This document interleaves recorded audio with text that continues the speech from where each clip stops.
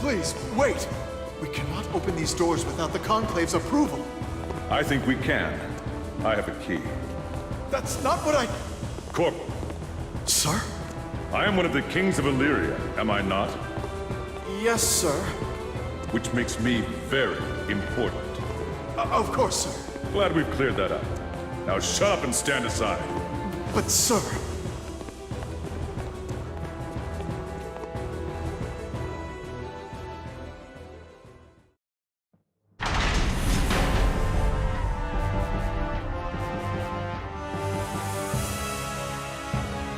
A wise decision, Second King Leo Whitefang. You are far more capable a human being than I initially suspected.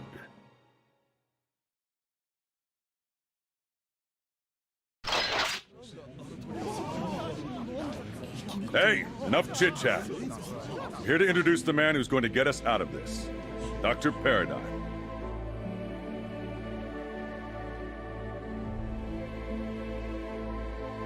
Explain yourself, Leo. Dr. Paradigm is one of the heroes who saved us from extinction during the Baptisma 13 incident. He appears to be a GEAR.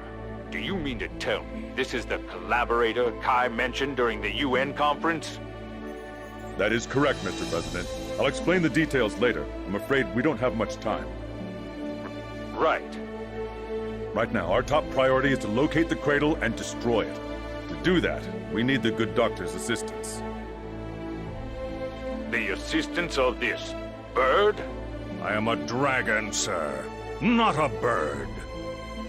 As this is a state of emergency, I will let your insult pass, but I hope I will not hear you make the same mistake in the future. Paradigm's knowledge and throughput exceeds that of our entire operations department. I suggest you listen to what he has to say. All right. I see you're all here. Good. Now please pay close attention. I assume you have all seen King Kai's report regarding the cradle. Specifically, you know that the Conclave is behind it. They are working in concert with the Valentines, and we believe that their objective is to unleash justice who is within the cradle. I still can't believe the Conclave would do this. Yes, there is much cause for concern, but first we must investigate where the cradle appears and how we can destroy it. And you know the answer to this. Just hear him out. The first incident occurred around noon on the 28th, when the cradle appeared above Babylon. All living organisms in the city were obliterated, but inanimate objects were left unharmed. Then the cradle disappeared. Right. Then, at approximately 2000 hours on the next day, the cradle reappeared near the Black Sea. Major Lyle's forces engaged it, but were defeated.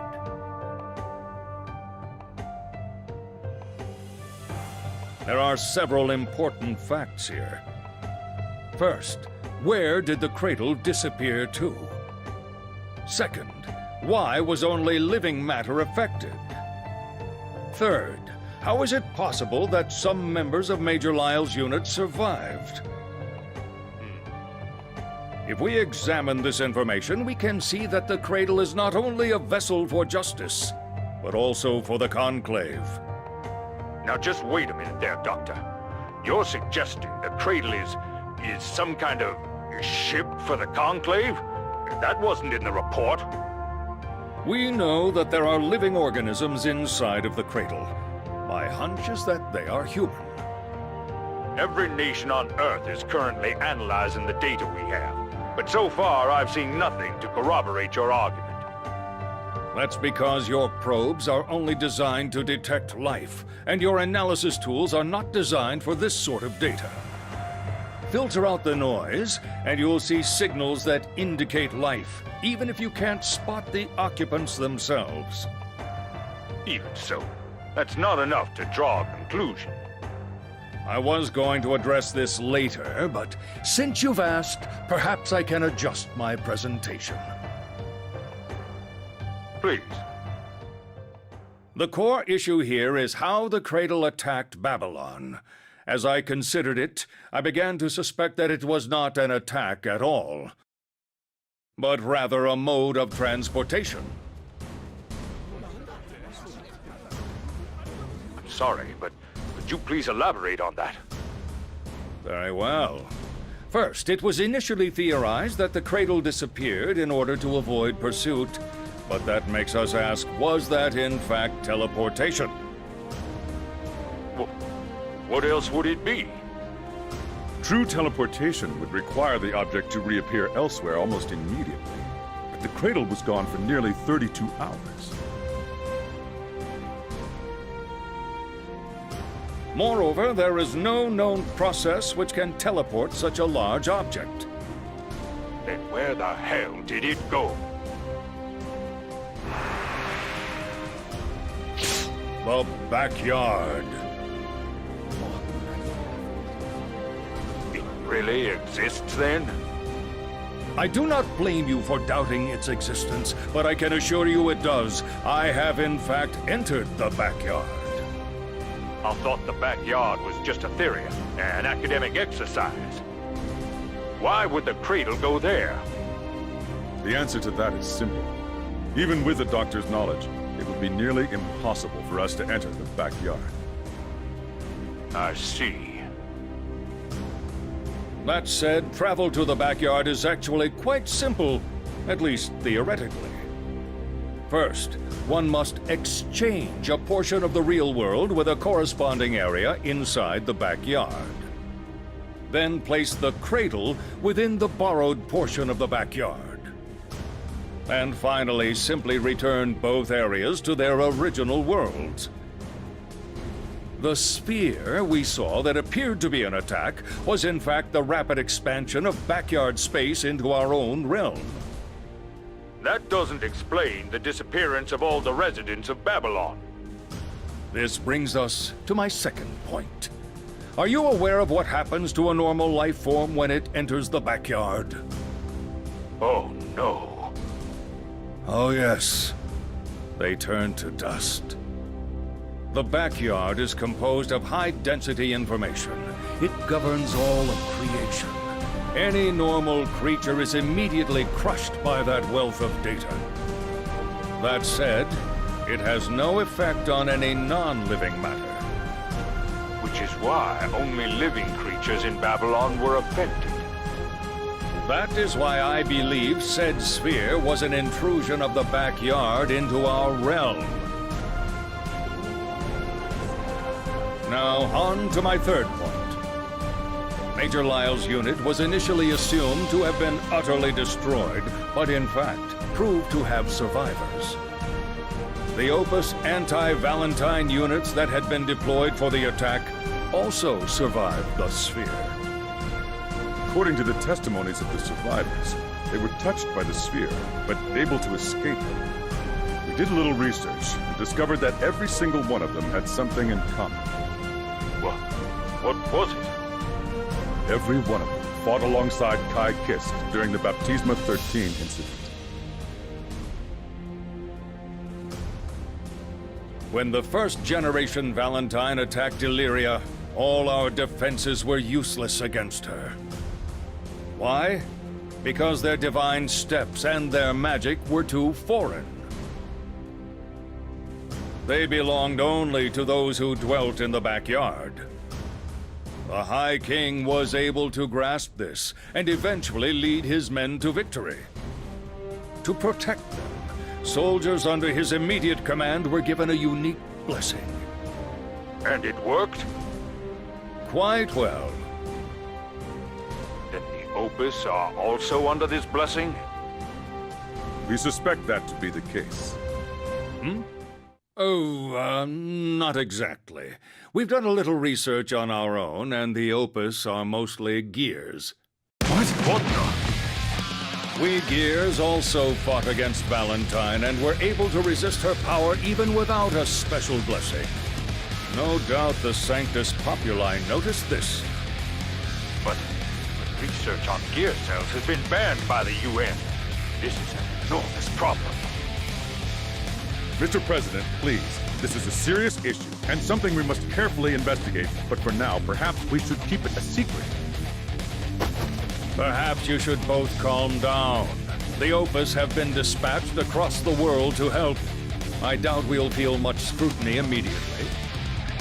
Even so, I think this means I'll have to bump. It's not you, it's me. Down to number 2 on my list of things I wish I hadn't heard. I'm afraid that sort of thing is beyond my expertise.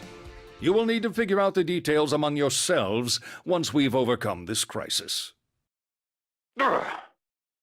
We've gotten a bit sidetracked, but I believe we can state that the mode of transport for the cradle caused the casualties at Babylon.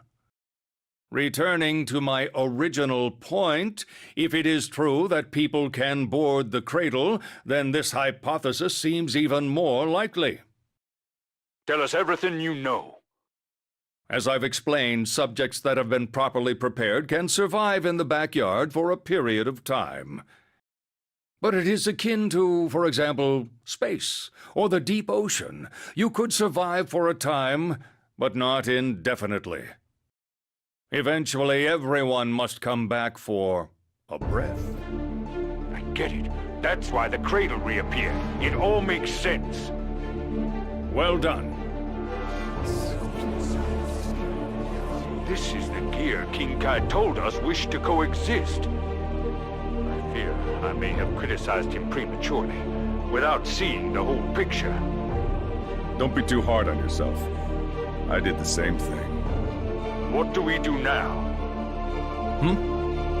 As long as the cradle is in the backyard, we're at a loss. That is not necessarily true. Do you recall King Leo's words when we began? Our end game is the destruction of the cradle. Therefore, we must change the way in which we approach this problem. They have removed our avenues of attack because they fear an attack. Now is the time for us to turn the tables.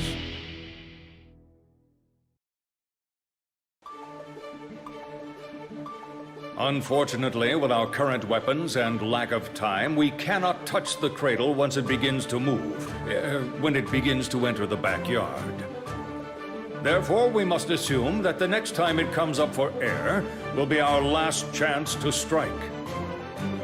With that in mind, allow me to lay out our operation.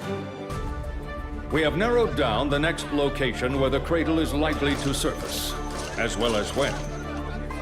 We will surround this point with elite teams from every nation. The moment it surfaces, we tighten the circle and launch the attack. Our goal is to destroy Justice, who is within the cradle.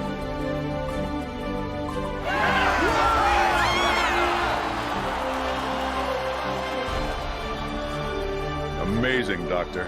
After 2 defeats, morale was at an all-time low. But your insight has given us new hope. You flatter me. My ability to rally your men was only possible because you have encouraged acceptance of other species. Damn. Well, I'll be sure to double my support for coexistence at the next UN hearing. Yeah. We don't have much time, though. If Kai and his team can make it, they'd be a powerful asset. But I don't know if they can get here fast enough. We've no choice. No doubt Ramlethal's diversions took into account the locations of Frederick, the High King, and the Cradle. Our biggest problem now is the absolute defense Felion. If we can't take that shield down, all of our firepower will be useless. I've already devised a countermeasure for that. They're in for an exciting surprise. You seem prepared for everything. In fact, you seem to know an awful lot before I came to release you. How did that happen? Ah, yes. Before you came, I had another visitor who filled me in on all the details. But the room is impregnable. I've got the only key. Perhaps it is impregnable to any normal person, but my visitor is in fact my trump card for the cradle. Though I worry how Frederick will react. Dr. Paradigm, we have a President Vernon on the line. Excellent. We've prepared the old beacons just like you asked. We just need to place them at the coordinates you gave us, correct? Yes, they will be placed at 10-kilometer intervals with the projected entrance point at the center. Be sure to deploy them all. We're happy to do everything we can, of course, but are you certain this plan will work? We will make it work. Our projected entrance point has a nice view, but there are no landmarks to speak of. Additionally, we expect it will take approximately 22 minutes for the, special delivery to arrive. We cannot sit and wait for the cradle to appear. Understood. We're requesting all nations relinquish their airspace to us. They aren't pleased, but once ZEP is in position, we should be ready. Excellent, thank you. Doctor, just what are you planning?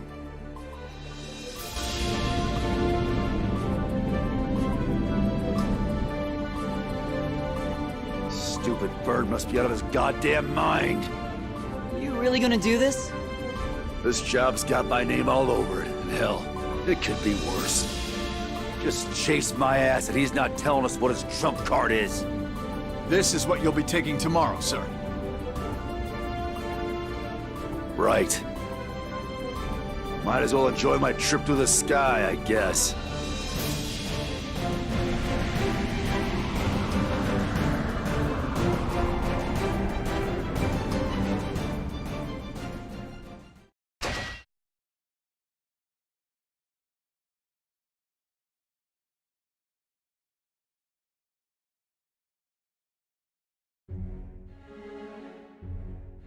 From the memoirs of Erip Maves de Uraid. 1999 AD, the dawn of revival. For several strange hours, the entire planet experiences a phenomenon that appears to be a form of life. Humanity knows they have felt the divine will. An investigation shows that the creature had tried to manifest itself through electronic circuitry. The UN immediately bans all such devices. Despite requiring an overhaul of nearly every industry, few object to the changes. Such was the effect of the dawn of revival on the human soul. Human culture began to deteriorate, and the framework of society began to collapse. That same year, a band of mages calling themselves apostles appeared and set to work restoring human civilization and culture. Their magic did not require material resources, and they were not frugal. The apostles taught magic to the people and halted the social collapse. Faith in these apostles grew, and in 2008 they formed what would become known as the Sanctus Populi. Their disciples began to travel the world, spreading their teachings with the Conclave's blessing. In Europe, they found an especially devoted following. In 2010, the UN declared sorcery and magic the new standard and called for all nations to dismantle their traditional weapons and technology. Allowances of a new all-purpose resource called zeal were issued to each household. This ended one war, but created another. In early 2014, a team of scientists under Vince McDonald completed their theoretical assessment of GEAR cells.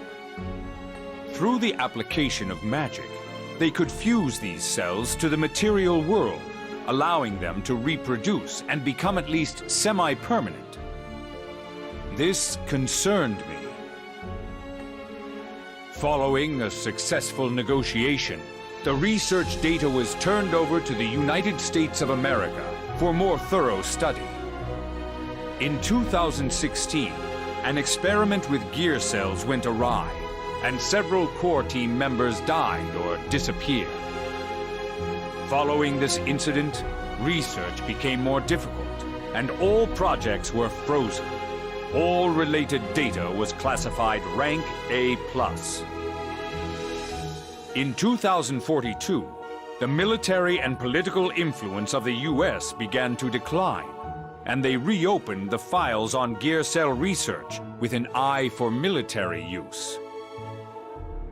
In 2045, the first gear was activated, but it was of little military use. It was ineffective in combat and difficult to control. After several more tests, the first combat-ready gear was unveiled in 2065. Mass production began, and the US deployed their gears to allies across the globe. Then, in the year 2073, a scientist, now known only as That Man, creates Justice, a gear that can command its kin. Before long, however, Justice turns her wrath on humanity. With little documentation of the truth of his research, That Man was labeled a war criminal who had intentionally turned Justice against humanity. As 2074 progressed, Justice took control of gears, one after the other, and soon, war engulfed the entire planet. Humanity had no weapons capable of resisting the gears, and under Justice's command, they crushed human resistance with ease during the Crusades. In my old age, I have taken an interest in this violent, pitiful chapter of our history. After the accident in 2016, one young man was reported dead, but had somehow managed to survive. I thought perhaps that tracking him down might satiate my thirst for knowledge. His name was Frederick, although he does not use that one anymore. His passion shone like the sun to illuminate my path, and so I wanted to bestow upon him a name that reflected that bright light. I hope he approves of it.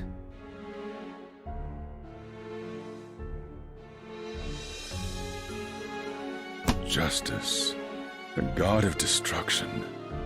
She wasn't supposed to have a mind of her own, but suddenly she became self-aware, took control of gears across the world, and led a rebellion. That rebellion pushed humanity to the brink of destruction. The Tower of Babel, as designed by That Man. It was humankind's arrogance and prosperity that brought down God's hammer. If that happened again, would we stand a chance? No. We have to win. We have to do whatever it takes to win.